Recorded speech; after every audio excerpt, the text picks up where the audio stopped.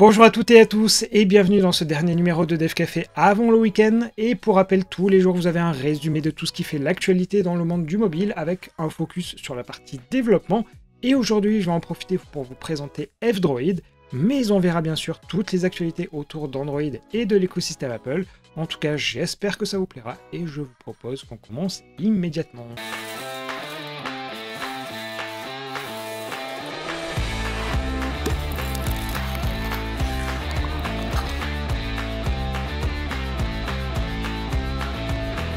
Il y a quelques jours, Elon Musk découvrait stupéfait que l'App Store prélevait 30% sur les achats et il qualifiait cela alors de littéralement 10 fois trop important. Et initialement, les badges devaient revenir en priorité sur l'application iOS de Twitter, mais suite à cette découverte, il avait tout décalé. Et désormais, via une dépêche de Reuters, on apprend que le tarif va passer de 8 à 11 $. Autant dire que la visite d'Elon Musk chez Apple n'aura pas servi à grand chose sur ce plan-là. En revanche, sur le site web, ce sera bien vendu à 7 $. En tous les cas, je ne connais pas la calculette d'Elon Musk, mais a priori, elle a un peu dérapé sur les calculs de 30%.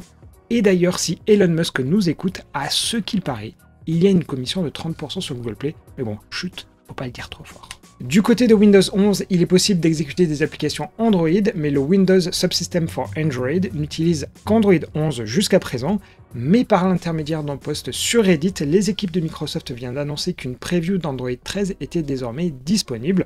Alors pour ça, il faut être sur Windows 11, certes, mais surtout rejoindre le programme de preview du WSA en se connectant avec son compte Microsoft, mais faites attention parce que ça peut prendre jusqu'à une semaine avant que ce soit bien pris en compte. Et dans les autres nouveautés, on note un temps de démarrage réduit de moitié ou encore une meilleure gestion de la compatibilité avec les fichiers multimédia. Ensuite, quelques infos rapidement du côté de chez Apple. Le programme Ask Apple revient à partir de lundi prochain, c'est-à-dire le 12. Alors l'idée c'est que vous allez pouvoir participer à un Slack où vous allez poser des questions sur un peu tous les sujets, que ce soit l'App Store, SwiftUI ou certaines API en particulier.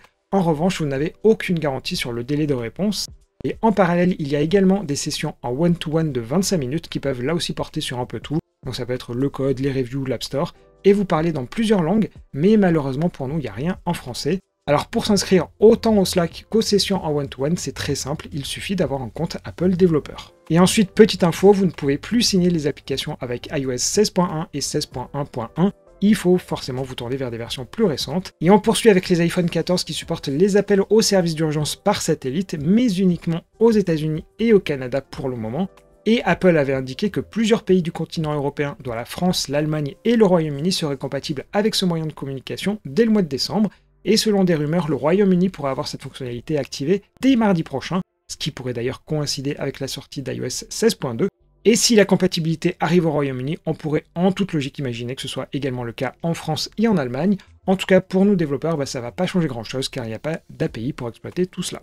Et enfin, dernier sujet autour d'Apple, mais pas que, puisque l'Union Européenne vient de donner la date du 28 décembre 2024 pour obliger tous les téléphones à passer vers de l'USB-C, sachant que ça concerne également les tablettes, appareils photo, écouteurs et consoles de jeux. Et pour ce qui est des ordinateurs, en revanche, ce sera en avril 2026. Allez, voilà pour cette première salle d'infos, et juste avant d'enchaîner sur la suite, on fait un petit détour par les actualités en bref du jour. On commence par GitLab qui propose désormais un outil en ligne de commande qui va vous éviter d'ouvrir un navigateur, y compris pour la partie authentification en 2 étapes. Vous pourrez accéder aux issues, créer des merge requests, voir les pipelines et bien plus. L'outil est également disponible sur à peu près tous les systèmes d'exploitation. Ensuite, GitHub Copilot est la célèbre IA qui nous permet de nous aider en complétant le code ou carrément en donnant un algorithme. Hier, GitHub a annoncé la déclinaison business du service qui coûtera tout de même 19 $ par mois. Elle permettra de facilement attribuer des licences, définir certains contrôles ou avoir la garantie qu'aucun code de la société ne sera partagé vers l'extérieur. Malheureusement, les licenciements se poursuivent et du côté de CircleCI, c'est 17% de la masse salariale qui est renvoyée. Cela viendrait en grande partie du ralentissement de l'économie où les clients de la société ont commencé à mettre le pied sur le frein et par voie de conséquence, CircleCI en fait les frais.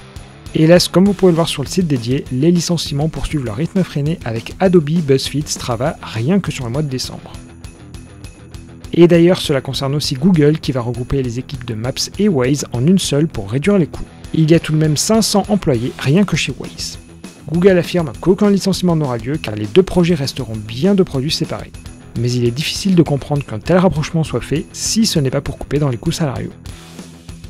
Bon, terminons sur un sujet un peu plus réjouissant, et vous connaissez probablement la réalité virtuelle ou VR et la réalité augmentée ou AR. Et il existe aussi le XR pour réalité étendue, qui est en gros un mélange des deux. A première vue, Samsung travaillerait sur un casque XR pour l'année prochaine pour un prix aux alentours des 1400 €.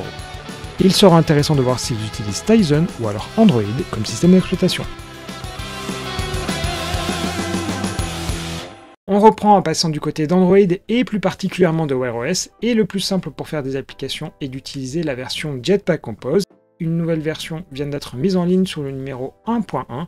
On y retrouve des modifications autour des boutons, l'ajout d'un modifier Scroll Away qui permet de faire évoluer l'opacité quand on scrolle dans une liste, ou encore l'ajout d'une API Placeholder qui permet d'afficher une vue vide pendant les téléchargements, et enfin plein d'améliorations au niveau de l'accessibilité. Tout est téléchargeable dès à présent, n'hésitez donc pas à y jeter un œil dessus. Toujours chez Google, un article sur Dart 3 a été publié et je vais rapidement vous en parler car je pense que je vais vous faire une vidéo dédiée. Mais dans les nouveautés de Dart 3 qui arrivera à la mi-2023 normalement, il y aura notamment les patterns qui vous permettront de renvoyer plusieurs valeurs pour une même méthode, et il y aura également les sealed classes que l'on retrouve notamment dans d'autres langages. Mais je vous en dis pas plus, une vidéo vous expliquera ça très vite si je peux ce midi ou alors un peu plus tard pendant le week-end. Et enfin, hier, je suis tombé sur un article autour de F-Droid et je me suis dit pourquoi ne pas en parler aujourd'hui dans DevCafé. Et du coup, concrètement, c'est une boutique d'applications Android, mais dont la particularité est de n'héberger que du contenu open source. C'est pour ça que généralement, quand on a des versions anti-Google d'Android, c'est ce store qu'on va avoir à la place. Et en plus d'être open source, les applications ne doivent pas intégrer des bibliothèques au code fermé, comme par exemple les Play Services, Firebase ou encore Crashlytics. Donc il va falloir forcément utiliser des alternatives. Et dans les autres contraintes, et non des moindres, il est totalement impossible d'avoir des extensions téléchargeables, même si elles sont gratuites et open source, et de même, les mises à jour automatiques sont interdites. Mais avec toutes les attaques qu'on a eues ces derniers temps, vous vous demandez peut-être comment est-ce qu'ils font pour gérer la sécurité. Et d'ailleurs, petite anecdote, quand on essaye d'installer F-Droid sur son téléphone, Play Protect dit que c'est un malware. Mais bon, pour en revenir au sujet, ils ont ce qu'on appelle des reproducible builds. Alors l'idée c'est que vous allez utiliser leur propre commande qui est F-Droid Publish qui va générer un APK, et pour vérifier qu'aucun malware ne s'est glissé, ils vont compiler en parallèle de leur côté le code source de l'application et faire un diff entre les deux pour s'assurer que c'est bien le même qu'il y a sur le repo. Et de base, ils ont un mécanisme proche du Google Play où c'est leur version qui va être publiée et distribuée avec à la fois leur build mais aussi leur signature. Mais imaginons que vous publiez sur d'autres stores, du coup c'est important de conserver la même clé, la même signature. Dans ce cas précis, il sera bien possible d'utiliser votre clé, et dans leur doc, c'est ce qu'ils appellent le Upstream Developer. Mais au final, faire un diff uniquement sur la partie binaire, c'est pas si simple, car certes, le code pour la JVM, c'est bien similaire d'une machine à l'autre. En revanche, pour ce qui est du code natif avec le NDK, ou les assets avec les XML ou les images, ça peut être très différent selon les builds, selon en tout cas les build tools utilisés. Et dans ce cas de figure, ils vont utiliser à la place les reproducible signatures. Et dans ce cas-là, en fait, ça va vérifier la signature à la place. Bref, sur cet aspect sécurité, c'est plutôt pas mal. Mais si le code source de votre application est un malware, forcément, ils vont passer totalement à côté. Bon, du coup, maintenant que vous connaissez le mode de fonctionnement de F-Droid, je vous ai mis un petit sondage pour vous demander si vous pensez désormais publier sur F-Droid, sachant que la publication sur ce store est totalement gratuite. Et allez, pour finir ce numéro de DevCafé, pas d'outils, mais plutôt une geekerie en mode inutile, donc indispensable. Et vous le savez, le Minitel, c'est un peu notre exception française. Et d'ailleurs, aujourd'hui, il y a pas mal de projets, notamment qui vont les convertir en bornes de rétro gaming, ou alors afficher des choses à l'écran. Mais malheureusement, c'est impossible de les utiliser comme à l'époque, car tout simplement, le réseau a été coupé depuis de très longues années. Et un projet sur Ulule promet de redonner une seconde jeunesse à votre Minitel, en permettant à nouveau d'accéder au fameux 3615, et l'avantage est que, contrairement à l'époque, ça ne va pas vous coûter un bras pour y accéder. Alors concrètement, le projet Minimit a récolté des archives des services comme la météo, l'annuaire ou le tarot, pour ensuite recréer complètement cet environnement. Et sur leur campagne Ulule, ils proposent un boîtier qui va se connecter sur le port DIN. Alors c'est le même port qui pouvait d'ailleurs servir à connecter une imprimante. Et ce boîtier va émuler la connexion au réseau, sachant que le microcontrôleur a une puce Wi-Fi, ce qui va notamment permettre d'avoir de la météo en temps réel. Et l'avantage de leur projet est que tout est open source, autant sur le firmware que sur le serveur, et derrière ça utilise du PHP et de l'Arduino, autant dire que ça va être très facile de faire ce que l'on veut avec. Et leur campagne sur Ulule est ouverte depuis très récemment, et vous pouvez obtenir ce boîtier pour 75 €, sachant que les premiers auront même droit à une antiquité, une carte téléphonique. Alors la fin du Ulule est prévue pendant un mois environ, et les livraisons débuteront pour le mois de mars, mais bon, il y a généralement toujours un peu de retard. En revanche, il faudra que vous achetiez un Minitel à part, mais bon, ça coûte pas très cher sur le Bon Coin ou sur eBay. Voilà, j'espère que ce Dev Café juste avant le week-end vous aura plu, auquel cas n'hésitez pas à faire un petit like et éventuellement à partager la vidéo sur vos réseaux. En attendant, je vous souhaite à tous une excellente journée, et je vous dis à lundi.